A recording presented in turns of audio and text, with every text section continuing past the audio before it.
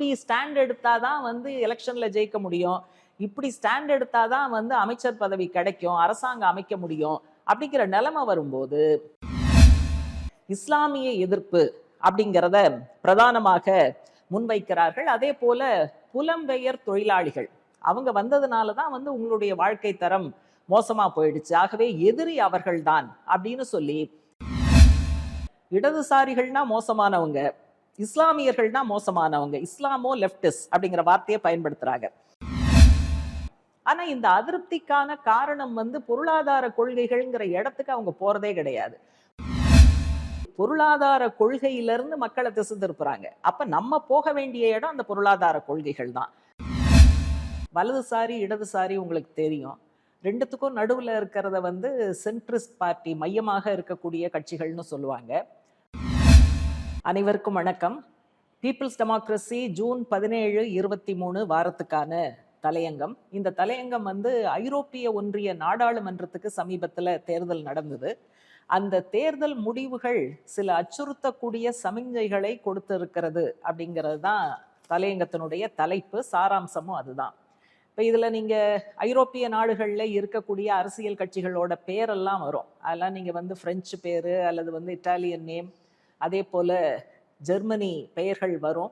அதனால் அதனுடைய உச்சரிப்பு மற்ற விஷயங்கள்லாம் நமக்கு மிகச் சரியாக தெரியாது. இருந்தாலும் இதில் இருக்கக்கூடிய விஷயங்களில் இருக்கக்கூடிய சாராம்சம், அரசியல் உள்ளடக்கம் தான் நமக்கு முக்கியம். அதனால் அந்த அடிப்படையில் இந்த தலையங்கம் சொல்லக்கூடிய மிக மிக முக்கியமான செய்திகளை இந்த முறை உங்களோடு பகிர்ந்து கொள்ள வேண்டி இருக்கிறது.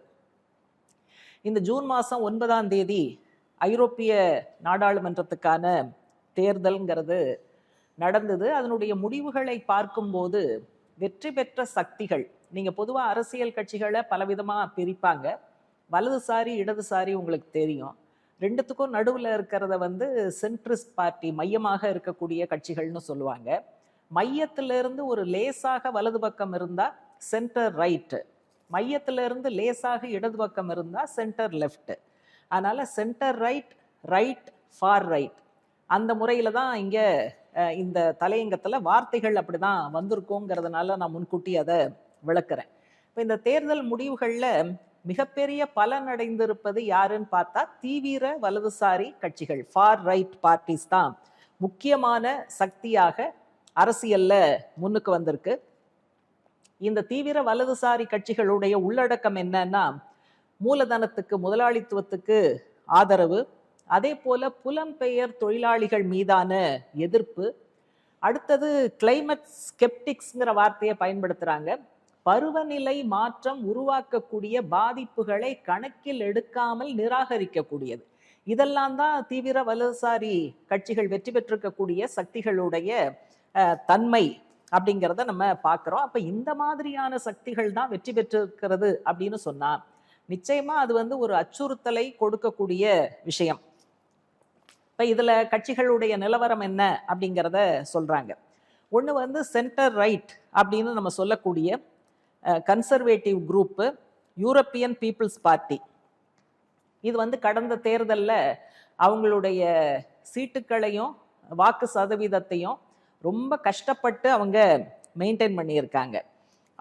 இவங்களுக்கு அடுத்தது யாருன்னு பார்த்தா சோஷலிஸ்டுகள், ஜனநாயகவாதிகள். இவங்க சென்டர் லெஃப்ட்னு சொல்லக்கூடிய கட்சிகள் மிக லேசாக 1% வாக்குகளை இழந்திருக்கிறார்கள். தொகுதின்னு பார்த்தா 4 தொகுதிகளை அவங்க இழந்திருக்காங்க. அடுத்தது கார்ப்பரேட்டுகளுக்கு ஆதரவான குழுக்கள் இருக்கு, ரினியூ யூரோப் அப்படிங்கிறது அதனுடைய பேரு. இவங்க அதிகமாகவே இழந்திருக்காங்க, 4% வாக்குகளை இழந்திருக்கிறார்கள், 23 தொகுதிகளை இழந்திருக்கிறார்கள். அடுத்தது இடதுசாரிகள். இடதுசாரிகளும் சுற்றுச்சூழலியவாதிகளும் அவங்க 1 சீட்டை இழந்திருக்காங்க, 0.2% வாக்குகளை இழந்திருக்கிறார்கள். அப்புறம் சூழலியத்தை அடிப்படையாக வைத்திருக்கக்கூடிய நிறைய சின்ன சின்ன கட்சிகள் இருக்கு, கிரீன் பார்ட்டிஸ்னு அதை சொல்லுவாங்க. அவங்க அந்த கட்சிகள் எல்லாம் சேர்ந்து ஒரு 20 தொகுதிகளை இழந்திருக்கிறார்கள். அப்ப இதெல்லாம் இழந்ததனுடைய பட்டியல். இந்த இழப்பு பூரா எங்க போச்சு, யாருக்கு ஆதாயமாக போச்சுன்னா தீவிர வலதுசாரிகளுக்கு சாதகமாக போயிருக்கிறது அப்படிங்கிறது தான். அதனால கிட்டத்தட்ட கடந்த தேர்தலை விட இந்த தீவிர வலதுசாரி கட்சிகளுக்கு இந்த முறை ஐரோப்பிய ஒன்றிய நாடாளுமன்றத்துல 30 தொகுதிகள் அதிகமாக கிடைத்திருக்கிறது. மொத்தம் வந்து 720 உறுப்பினர்கள் EU பார்லிமெண்ட்ல இருக்காங்க. தீவிர வலதுசாரி கட்சிகளுக்கு இந்த 720ல 145 தொகுதி கிடைச்சிருக்கு. அப்படின்னா கிட்டத்தட்ட கால்வாசி. அடுத்தது வந்து இவங்களோட தீவிர வலதுசாரிகளோட வலதுசாரி கட்சிகளையும் இணைத்தால் 331 தொகுதிகள் டோட்டல்ங்கிறது வருது. இதையும் தாண்டி மற்ற குரூப்புகள்ல இருக்கக்கூடிய கட்சிகள், ஆனா கார்ப்பரேட் ஆதரவு அல்லது இந்த வலதுசாரி கருத்தியல் கொண்டவர்கள் அப்படின்னு நம்ம வந்து சேர்த்தோன்னு சொன்னா அதுல வந்து ஒரு 55 சேருது. அப்படின்னு சொன்னா வலதுசாரி சக்திகள் இந்த முறை ஐரோப்பிய ஒன்றிய நாடாளுமன்றத்துல ஒரு அசைக்க முடியாத சக்தியாக முன்னுக்கு வந்திருக்கிறார்கள் அப்படிங்கிற உண்மையை கவலையோட நம்ம பார்க்க வேண்டியிருக்கு. இப்ப அடுத்தது வந்து தலையங்கத்துல பிரதானமான 3 நாடுகள் ஜெர்மனி, பிரான்ஸ், இட்டலி. இந்த 3 நாடுகள்லையும் தீவிரமான வலதுசாரி கட்சிகளுடைய பெயர்கள், அவங்க வந்து என்ன முன்னேறி இருக்காங்க அப்படிங்கிற விஷயங்கள் சொல்லப்பட்டிருக்கு. ஒண்ணு வந்து ஜெர்மனி. இங்க வந்து தீவிர வலதுசாரி கட்சிங்கிறது AFD என்று சொல்லப்படுகிற ஆல்டர்னேட்டிவ் ஃபார் டாய்ச்லாண்ட். இவங்க வந்து ஒரு 16% வாக்குகளை பெற்று 2வது பெரிய கட்சியாக அவங்க முன்னுக்கு வந்திருக்காங்க.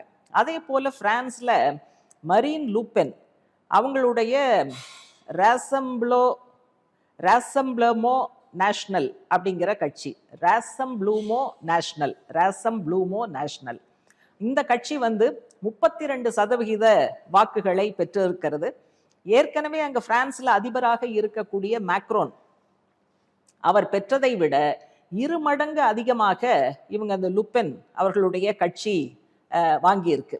அதே போல இட்டலியில ஏற்கனவே வந்து இட்டலியில அந்த நாட்டில் நடந்து முடிந்த தேர்தலில் தீவிர வலதுசாரி கட்சி ஒண்ணுதான், கட்சி இல்லை கூட்டணி, தீவிர வலதுசாரி கட்சிகளுடைய கூட்டணி தான் ஆட்சிக்கு வந்திருக்கு. அதுல அதிபராக ஜார்ஜியா மெலனி அவங்க இருக்காங்க. இந்த தேர்தலில் ஐரோப்பிய ஒன்றிய நாடாளுமன்ற தேர்தலையும் இந்த கட்சி வந்து 29% வாக்குகளை பெற்றிருக்கிறது அப்படிங்கிற விவரங்கள் வந்து இதுல இருக்கு. 3 பிரதான நாடுகள்ல தீவிர வலதுசாரி கட்சிகள் முன்னுக்கு வந்திருக்கிறது அப்படிங்கிறது சொல்லப்பட்டிருக்கு. அடுத்தது தலையங்கத்துல முக்கியமான அம்சம் என்னன்னா, இந்த தீவிர வலதுசாரி கட்சிகள் வந்து வெற்றி பெற்றதற்கான காரணிகள் என்ன அப்படின்னு பார்த்தா, இதுக்கு முன்னால அந்தந்த நாடுகள்ல ஆட்சியில இருந்த சமூக ஜனநாயக கட்சிகள் அவங்க வந்து சிக்கன நடவடிக்கைகளை மிகப்பெரிய அளவு எடுத்திருக்காங்க. சிக்கன நடவடிக்கைனா என்ன? சமூக நல ஒதுக்கீடுகளை குறைப்பது, ஓய்வு பெறும் வயதை உயர்த்துவது, பென்ஷன் தொகையை குறைப்பது, சாதாரண மக்கள் மேல பல்வேறு விதமான வரிகளை போட்டு அவர்களுடைய வாழ்வாதாரத்தை சீர்குலைப்பது. இதெல்லாம் வந்து ஏற்கனவே ஆட்சியில இருந்தவர்கள் செய்த காரணத்தினால் மக்கள் மத்தியில ஒரு மிகப்பெரிய கோபமும் அதிருப்தியும் இருக்கு. அது தேர்தல் களத்துல முக்கிய பிரச்சனையாக முன்னுக்கு வந்திருக்கு. இப்ப இவங்க ஜனங்க வந்து கோபத்துல இருக்காங்க, அதிருப்தியில இருக்காங்க அப்படிங்கிறது வந்து யூரோப்பியன் கமிஷன் நிறைய ஆய்வுகள் பண்ணுச்சு. அந்த ஆய்வுகள்ல வெளிவந்திருக்கு. ஒரு ஆய்வுல ஒரு 45% பேர் என்ன சொல்லியிருக்காங்கன்னா, எங்களுடைய வாழ்க்கை தரம் சரிந்து இருக்கிறது. ஒரு 6% பேர் தான் எங்களுடைய வாழ்க்கை தரம் முன்னேறி இருக்குன்னு சொல்லியிருக்காங்க. 45% சரிஞ்சிருக்கு அப்படின்னு சொல்லியிருக்காங்க. அதே போல ஒரு 31% ஐரோப்பியர்கள் காஸ்ட் ஆஃப் லிவிங், வாழ்க்கை செலவுங்கிறது அதுதான் பிரதானமான பிரச்சனைன்னு. இன்னொரு 26% வேலையின்மையும் மருத்துவம் சுகாதாரம் சம்பந்தப்பட்ட பிரச்சனைகளும் தான் எங்களுக்கு முக்கியமான பிரச்சனைகள் அப்படிங்கிறத சொல்லியிருக்காங்க. அப்ப இந்த அதிருப்தியினால யார் மேல அதிருப்தி வருதுன்னா, அந்தந்த நாடுகளை ஆளக்கூடிய அரசாங்கங்கள் மேல மக்களுக்கு அதிருப்தி வருது. அதனால்தான் இந்த நாடுகள் அனைத்தும் சேர்ந்து ஐரோப்பிய ஒன்றியத்துக்கான நாடாளுமன்றத்தை தேர்வு செய்யும் போது மக்கள் வந்து அந்த பிரதான கட்சிகள் அல்லது ஆட்சியில இருந்த கட்சிகள் அவங்களையெல்லாம் நிராகரித்து தீவிர வலதுசாரிகளுக்கு வாக்களித்திருக்கிறார்கள் அப்படிங்கிறது தான் தலையங்கத்தினுடைய இந்த பகுதி நமக்கு விளக்குகிறது. அப்போ அதிகரித்து வரும் பொருளாதார பிரச்சனைகள், அதன் மீதான மக்களுடைய அதிருப்தி, அதன் காரணமாக பிரதான அரசியல் கட்சிகள் மீது நம்பிக்கை இழப்பு, இதுதான் வந்து முக்கியமான காரணிகளா இருக்கு. அப்ப தீவிர வலதுசாரி கட்சிகள் இதையெல்லாம் பயன்படுத்துறாங்க அப்படிங்கிறத நம்ம பார்க்க வேண்டியிருக்கு. ஒரு 44% பேர் ஜெர்மனியில வாக்காளர்கள் என்ன சொல்லி இருக்காங்கன்னா, அந்த ஏஎஃப்டி அப்படிங்கிற தீவிர வலதுசாரி கட்சிக்கு ஏன் ஓட்டு போட்டீங்க அப்படின்னா, பிரதான நீரோட்டத்தில் இருக்கக்கூடிய அரசியல் கட்சிகள், ஆட்சியில் இருக்கிறவங்க எங்களுக்கு ஒண்ணுமே பண்ணல, எனவேதான் இவங்களுக்கு போட்டோம் அப்படிங்கிற முறையில சொல்லியிருக்காங்க. அப்ப இந்த தீவிர வலதுசாரி கட்சிகள் என்ன பண்றாங்கன்னா, மக்கள் மனதில் ஏற்படுகிற இந்த அதிருப்தியை பயன்படுத்துறாங்க. ஆனா இந்த அதிருப்திக்கான காரணம் வந்து பொருளாதார கொள்கைகள்ங்கிற இடத்துக்கு அவங்க போறதே கிடையாது. பொருளாதார கொள்கைகள்ங்கிற இடத்துல இருந்து மக்களை மடைமாற்றம் செய்து வேற சில காரணங்கள் தான் வந்து உங்களுடைய பிரச்சனைகளுக்கு, நெருக்கடிக்கு காரணம் அப்படின்னு அவங்க போஸ்ட் பண்றாங்க.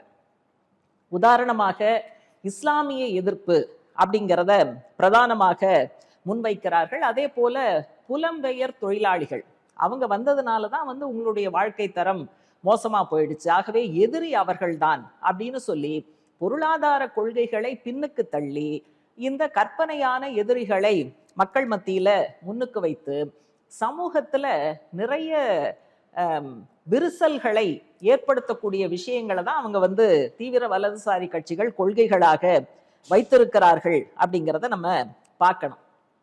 இப்ப என்ன ஆகுதுன்னா, இப்படி ஸ்டாண்ட் எடுத்தாதான் வந்து எலெக்ஷன்ல ஜெயிக்க முடியும், இப்படி ஸ்டாண்ட் எடுத்தாதான் வந்து அமைச்சர் பதவி கிடைக்கும், அரசாங்கம் அமைக்க முடியும் அப்படிங்கிற நிலைமை வரும்போது இதர சில கட்சிகள் கூட பிரச்சனைகள்ல வந்து தீவிர வலதுசாரி கட்சிகள் எடுக்கக்கூடிய அதே ஸ்டாண்டுக்கு இவங்களும் போறாங்க.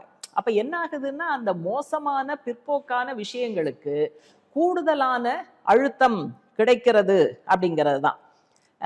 அப்ப இந்த மாதிரி வந்து தீவிர வலதுசாரி கட்சி மட்டும் இல்ல, மற்ற சில சக்திகளும் வந்து அரசாங்கத்துல இடம் கிடைக்கும், ஓட்டு கிடைக்கும் என்பதற்காக நிலைப்பாடுகளை மாற்றி பிற்போக்கான நிலைப்பாடுகளுக்கு செல்கிறார்கள் அப்படிங்கிறதும் ரொம்ப சிரமமான விஷயமாக நம்ம பார்க்கணும்.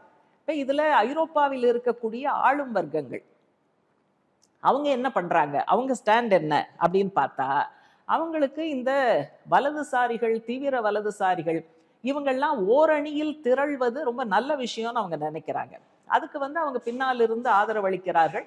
ஏன்னா வலதுசாரி பொருளாதார கொள்கை வந்து வசதி படைத்தவர்களுக்கும் கார்ப்பரேட்டுகளுக்கும் மூலதனத்திற்கும் சாதகமாக இருக்கும் அப்படிங்கிறதுனால இந்த ஓரணியில எல்லா வலதுசாரி சக்திகளையும் கொண்டு வருகிற முயற்சிக்கு ஊக்கமளிக்கிறார்கள், பக்கபலமாக இருக்கிறார்கள் அப்படிங்கிறது தான் இதுல வந்து நம்ம ஒரு கிளாஸ் அவுட்லுக்காக பார்க்க வேண்டியிருக்கு. இப்போ உதாரணமாக அந்த கன்சர்வேட்டிவ் யூரோப்பியன் பீப்புள்ஸ் பார்ட்டின்னு ஒன்று இருக்கு. அவங்க வந்து இத்தாலியில இந்த ஜார்ஜியா மெலனி தீவிர வலதுசாரி கட்சி அவங்களோட போய் கூட்டணி வைப்பதற்கு முயற்சிக்கிறார்கள். அப்ப இது தீவிர வலதுசாரி கட்சியோட இன்னொரு கட்சி வந்து சேரும் போது ஜார்ஜியா மெலனி முன்வைக்கக்கூடிய மிக பிற்போக்கான கொள்கைகளுக்கு ஒரு கூடுதல் அழுத்தம் கிடைக்கிறது அப்படிங்கிறத பார்க்கிறோம். அதைத்தான் இந்த தலையங்கம் சொல்லுது. அதற்கு உதாரணமாக இத்தாலியில நடக்கக்கூடிய இந்த நிகழ்ச்சி போக்க சொல்லுது. அதே போல நீங்க பிரான்ஸை எடுத்துக்கிட்டா கூட இப்ப அதிபராக இருக்கக்கூடிய மேக்ரோன், அவருடைய நிர்வாகம் வந்து இப்ப சமீபத்துல பென்ஷன்ல நிறைய சீர்திருத்தம்னா என்ன, பென்ஷனை வெட்டி குறைப்பது, இப்படியான விஷயங்களை அந்த அரசாங்கம் கொண்டு வந்த போது தொழிலாளிகள் பெரிய அளவுல போராட்ட களத்துல இறங்கினாங்க. எல்லோ வெஸ்ட் போராட்டம்ங்கிறத நீங்க கேள்விப்பட்டிருப்பீங்க. மஞ்சள் கலர் அந்த பனியன் மாதிரி வெஸ்ட் போட்டுக்கொண்டு போராட்டத்துல பல பேர் ஈடுபட்டது எல்லோ வெஸ்ட் ஸ்ட்ரகிள்ங்கிறத, ப்ரொட்டஸ்ட்ங்கிறத நீங்க ஏற்கனவே பார்த்திருப்பீங்க. இப்ப இந்த மாதிரியான போராட்டக்காரர்களை மேக்ரோன் நிர்வாகம் என்ன பேர் சொல்லி அழைக்குதுன்னா இஸ்லாமோ லெப்டிஸ். அதாவது ஒரே ஸ்ட்ரோக்ல இடதுசாரிகள்னா மோசமானவங்க, இஸ்லாமியர்கள்னா மோசமானவங்க, இஸ்லாமோ லெப்டிஸ் அப்படிங்கிற வார்த்தையை பயன்படுத்துறாங்க. அடுத்தது வெல்ஃபேர் ஸ்க்ரவுஞ்சர் இமிகிரன்ஸ் அப்படிங்கிற வார்த்தையை பயன்படுத்துறாங்க. அதாவது புலம்பெயர் தொழிலாளிகள் இங்க வந்து உங்களுக்கு வந்து எங்களுக்கு நலத்திட்டங்கள் வேணும், எங்களுக்கு வந்து உணவு வேணும், எங்களுக்கு இருப்பிடம் வேணும்னு கேட்கறத நலத்திட்டங்களை சுரண்டி வாழ்பவர்கள், பறித்து வாழ்பவர்கள் அப்படிங்கிற முறையில அந்த ஸ்க்ரவுஞ்சர்ங்கிற வார்த்தையை ரொம்ப இழிவான இதுவாக அவங்க பயன்படுத்துறாங்க. இப்போ மேக்ரோன் நிர்வாகம் பயன்படுத்துகிற இந்த வார்த்தைகளைத்தான் லுபென் அவர்களுடைய கட்சி பயன்படுத்தியது. தீவிர வலதுசாரி கட்சின்னு பார்த்தோம். அப்ப இதுதான் அப்ப பிரச்சனைகள் பேர்ல தீவிர வலதுசாரி கட்சிகள் எடுக்கக்கூடிய நிலைப்பாட்டுக்கு இதர பல சக்திகளும் வந்து சேருகிறார்கள் அப்படிங்கிறது தான் பிரான்ஸ் வந்து ஒரு உதாரணமாக கொடுக்கப்பட்டிருக்கு. தலையங்கத்துல இது சம்பந்தமாக வேற சில உதாரணங்களும் இருக்கு. அப்ப தலையங்கம் தொடங்கினதுல இருந்து இப்ப வரைக்கும் வலதுசாரிகள் ஜெயிச்சிட்டாங்க, தீவிர வலதுசாரிகள் ஜெயிச்சிட்டாங்கன்னு சொல்லிட்டு இருக்கோம். அதனால இந்த இருண்ட வானில் ஒரு வெளிச்சக்கீற்று என்பதை போல பின்லாந்துல லெஃப்ட் அலையன்ஸ் இடதுசாரி கூட்டணி ஒண்ணு இருக்கு. அவங்க வந்து ஒரு 17.3% கூடுதலாக வாக்குகளை பெற்றிருக்கிறார்கள். அங்க ஏற்கனவே தீவிர வலதுசாரி கட்சி ஃபின்ஸ் பார்ட்டிங்கிறது இருந்தது. அவங்களுடைய வாக்கு சதவீதம் 6.2% குறைந்து இருக்கிறது. அதே போல டென்மார்க்லையும் சோஷலிஸ்ட் பீப்புள்ஸ் பார்ட்டி அவங்க வந்து தனிப்பெரும் கட்சியாக முன்னுக்கு வந்திருக்கிறார்கள். ஏற்கனவே ஆட்சியில் இருந்த சமூக ஜனநாயகவாதிகள் பின்னுக்கு போயிருக்கிறார்கள். அதே போல ஜெர்மனியில சாரா வேகன் நெக்ட் அப்படிங்கிற ஒரு பெண்மணி ஏற்கனவே இருந்த ஒரு கட்சியிலிருந்து தனியாக பிரிந்து வந்து கட்சி ஆரம்பிச்சாங்க. தனி கட்சியாக முதன்முறையாக தேர்தலை சந்திக்கிறாங்க. 6 தொகுதிகளில் வெற்றி பெற்றிருக்காங்க. ஒரு முதல் முறை தேர்தலை சந்திக்கக்கூடிய ஒரு கட்சிக்கு இத்தனை தொகுதிகள் அப்படிங்கிறது ஒரு நல்ல விஷயம். ஏன் வந்து இதை அழுத்தமா சொல்ல வேண்டியிருக்குன்னா, இவங்க வந்து எந்த மாதிரியான நிகழ்ச்சி நிரல முன்னுக்கு வைக்கிறாங்க அப்படின்னா, கிளாஸ் பாலிடிக்ஸ், வர்க்க அரசியலை மையமாக கொண்ட உள்ளடக்கமாக கொண்ட கொள்கையைத்தான் அவங்க வந்து முன்வைக்கிறாங்க. அடுத்து வந்து கம்யூனிஸ்ட் கட்சிகள் அப்படின்னு பார்க்கும்போது கிரீஸ், பெல்ஜியம், செக் குடியரசு, இங்க இருக்கக்கூடிய கம்யூனிஸ்ட் கட்சிகள் தேர்தலில் ஓரளவுக்கு சிறப்பாக பெர்ஃபார்ம் பண்ணியிருக்காங்க. அவங்களுடைய வாக்கு சதவீதம் என்பது அதிகரித்து இருக்கிறது. கம்யூனிஸ்ட் கட்சிகள் என்ன மாதிரி பிரச்சனைகளை முன் வைப்பாங்கிறது நமக்கு தெரியும். தொழிலாளி வர்க்கத்தினுடைய நலன், அதே போல மக்களுடைய வாழ்வாதார பிரச்சனைகள்ல தீவிரமான களப்போராட்டங்கள், புலம்பெயர் தொழிலாளிகள் பற்றி ஒரு சரியான நிலைப்பாடு, சிக்கன நடவடிக்கைகள்ங்கிற பேர்ல உழைக்கும் மக்கள் கசக்கி பிழியப்படுகிற அந்த கொள்கையை எதிர்த்து சமரசமற்ற போராட்டங்கள், இதையெல்லாம் வந்து கம்யூனிஸ்ட் கட்சிகள் இந்த நாடுகள்ல செய்ததுனால சாதாரண மக்கள் மத்தியில அந்த கட்சிகள் மேல ஒரு மிகப்பெரிய அபிமானம் என்பது இருக்கிறது. ஆகவே மக்களுக்கான பிரச்சனைகளை தொடர்ந்து செய்யும் போது இப்படியான ஒரு முன்னேற்றம் சாத்தியம் அப்படிங்கிறதுக்கு இந்த நாடுகள்ல இருக்கக்கூடிய கம்யூனிஸ்ட் கட்சிகள் உதாரணம். அதே சமயத்துல போர்ச்சுகல், சைப்ரஸ் இந்த மாதிரியான இடங்கள்ல கம்யூனிஸ்ட் கட்சிகளுக்கு வாக்கு சதவீதம், சீட்டுகள் குறைந்து இருக்கிறது. அங்க வந்து இந்த கட்சிகள் வந்து தேர்தல் தோல்விக்கு என்ன காரணம்ங்கிறத பரிசீலனை செய்து கொண்டிருக்கிறார்கள். குறிப்பாக கட்சி ஸ்தாபனத்தை வலுப்படுத்துவது, போராட்டங்களை அதிகரிப்பது, அந்த போராட்டங்களின் மூலமாக கிடைக்கக்கூடிய தொடர்புகளை அரசியலாக்குவது, ஸ்தாபனமாக்குவது அப்படிங்கிற அடிப்படையில முடிவுகள்ங்கிறது பரிசீலனையை ஒட்டி அவங்க வந்து எடுத்துக்கொண்டு இருக்கிறார்கள். அப்புறம் நிறைவாக தலையங்கம் என்ன சொல்லுதுன்னா, இந்த மாதிரி தீவிர வலதுசாரி கட்சிகள் பல இடங்கள்ல வெற்றி பெறும் போது ஒரு பகுதி மக்கள் வந்து உண்மையிலேயே அது வந்து சீரியஸா பாக்குறாங்க. இது வந்து எதிர்காலத்திற்கு ஒரு அச்சுறுத்தல் அப்படிங்கிறத அவங்க புரிஞ்சுக்கிறாங்க. அதனால அதை எதிர்த்து பல இடங்கள்ல வீதிகளுக்கு வந்து போராட்டங்கள் நடத்துவது அப்படிங்கிற இடத்துக்கு ஜனங்க வந்திருக்காங்க. அப்போ மக்கள் வந்து வீதிக்கு வரும்போது அந்தந்த நாடுகள்ல இருக்கக்கூடிய இடதுசாரி மனப்பான்மை கொண்ட கட்சிகள், சென்டர் லெஃப்ட், இவங்கெல்லாம் வந்து ஓரணியில் திரள வேண்டும்ங்கிற ஒரு கட்டாயமும் வருது. இப்போ உதாரணமா பிரான்ஸ்ல சென்டர் லெஃப்ட், அதே போல இடதுசாரி கட்சிகள், பிரான்ஸ் ஆன்சோமிஸ் அப்படிங்கிற கட்சி, சோஷலிஸ்ட் பார்ட்டி, பிரெஞ்சு கம்யூனிஸ்ட் கட்சி, அதே போல சூழலிய கட்சி ஒன்று இருக்கு, லே இக்காலஜிஸ்டே, இவங்க எல்லாரும் பாப்புலர் ஃப்ரண்ட் அப்படிங்கிற பேர்ல ஒரு கூட்டணியாக ஒரு மேடை அமைத்து வந்திருக்கிறார்கள்.